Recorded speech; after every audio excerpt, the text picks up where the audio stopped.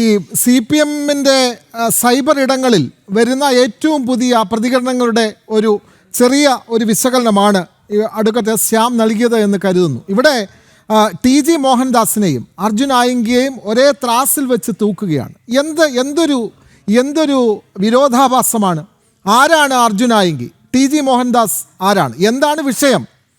നിലവിലുള്ള മുഖ്യമന്ത്രിയെയും ആഭ്യന്തരമന്ത്രിയെയും വെല്ലുവിളിച്ച് ധൈര്യമുണ്ടെങ്കിൽ തന്നെ പിടിക്കുകയാണെങ്കിൽ, അല്ലെങ്കിൽ താൻ പറയുന്നത് പോലെ, അല്ലെങ്കിൽ തൻ്റെ ഇഷ്ടമനുസരിച്ച് നിയമം നടപ്പാക്കിയാൽ കെട്ടിപ്പിടിച്ചൊരു ഉമ്മ തരാം എന്നൊക്കെ പറഞ്ഞ് സ്ഥിരമായി വെല്ലുവിളിച്ചു കൊണ്ട് ഒളിവിൽ കഴിയുമ്പോഴും ഫേസ്ബുക്കുകളിൽ നിരന്തരം പ്രകോപനപരമായ ഈ പോസ്റ്റുകൾ ഇട്ടുകൊണ്ടിരുന്ന ക്രിമിനലാണ് അർജുൻ ആയങ്കി. TG മോഹൻദാസ് എന്ന് പറയുന്ന ആൾ ഈ പറഞ്ഞ പാറ്റകളുടെ സമരത്തെപ്പറ്റി അദ്ദേഹം സ്വന്തം അഭിപ്രായമാണ് പറഞ്ഞത്. അദ്ദേഹം ഒരിക്കലും, നമ്മൾക്കറിയാം, വന്ധ്യവയോധികനായ ആ മനുഷ്യൻ ഒരിക്കലും കേന്ദ്രത്തിൻ്റെ ആഭ്യന്തരമന്ത്രിയോ പ്രധാനമന്ത്രിയോ ആകാൻ പോകുന്നില്ല. ഞാൻ അങ്ങനെ ആയിരുന്നെങ്കിൽ ഞാൻ ഇങ്ങനെ ചെയ്തേനെ എന്നാണ് അദ്ദേഹം പറഞ്ഞത്. അതിനെ ന്യായീകരിക്കുകയല്ല. പക്ഷേ അതും അർജുൻ ആയങ്കിയെയും ഒരേ ത്രാസിൽ വെച്ച് തൂക്കുന്ന മനോഭാവം അത് ഒരിക്കലും അംഗീകരിക്കാനാവില്ല. പക്ഷേ ഇവിടെ ശ്യാം പറഞ്ഞത് വളരെ പ്രധാനപ്പെട്ട ഒരു കാര്യമാണ്. അത് കേരള പോലീസിൻ്റെ പിടിപ്പുകേടാണ്. ഇത്തരത്തിൽ ആഭ്യന്തരമന്ത്രിയെയും മുഖ്യമന്ത്രിയെയും പോലീസിനെ തന്നെയും വെല്ലുവിളിച്ച് ധൈര്യമുണ്ടെങ്കിൽ പിടിക്കുക എന്ന് പറഞ്ഞ് നടന്ന ഒരു കുറ്റവാളിയെ പിടിക്കാൻ ഇത്രയും ദിവസം നിങ്ങൾക്ക് വേണ്ടി വന്നുവെങ്കിൽ കേരള പോലീസ് തല താഴ്ത്തുക തന്നെ വേണം. എന്തൊക്കെ പറഞ്ഞാലും രജിനസ് ഉണ്ണിത്താനെ, ഇതേപോലെ ഈ ഭരണത്തിൻ്റെ ആഭ്യന്തര വകുപ്പിൻ്റെ അല്ലെങ്കിൽ സതീശൻ സർക്കാരിൻ്റെ പിടിപ്പുകേടാണ് ഇത്രയും വലിയൊരു ക്രിമിനൽ ഇത്രയും നാൾ പോലീസിനെ വെല്ലുവിളിച്ച് നടന്നത് എന്ന് സമ്മതിക്കേണ്ടി വരില്ലേ രജിനസ് ഉണ്ണിത്താൻ?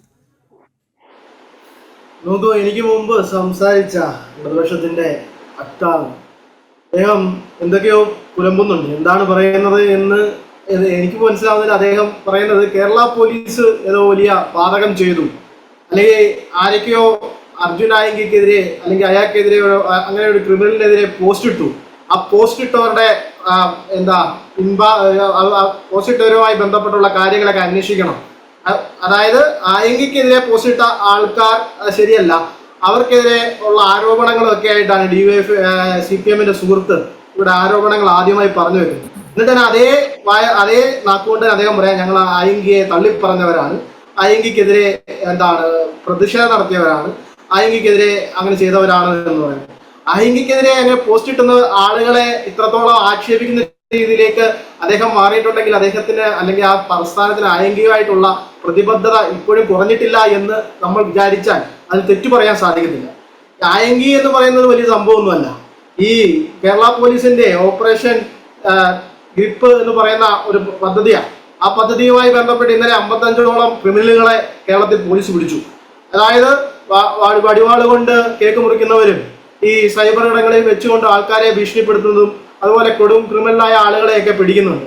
ആ പിടിക്കുന്നവരുടെ കൂട്ടത്തിൽ ഒരാളായിട്ട് മാത്രമേ ഞങ്ങൾ ഈ ആയങ്കിയെ കാണുന്നുള്ളൂ. അത് ആയങ്കിക്ക് വലിയ പരിവേഷമൊന്നും ഞങ്ങൾ കൊടുക്കാറില്ല.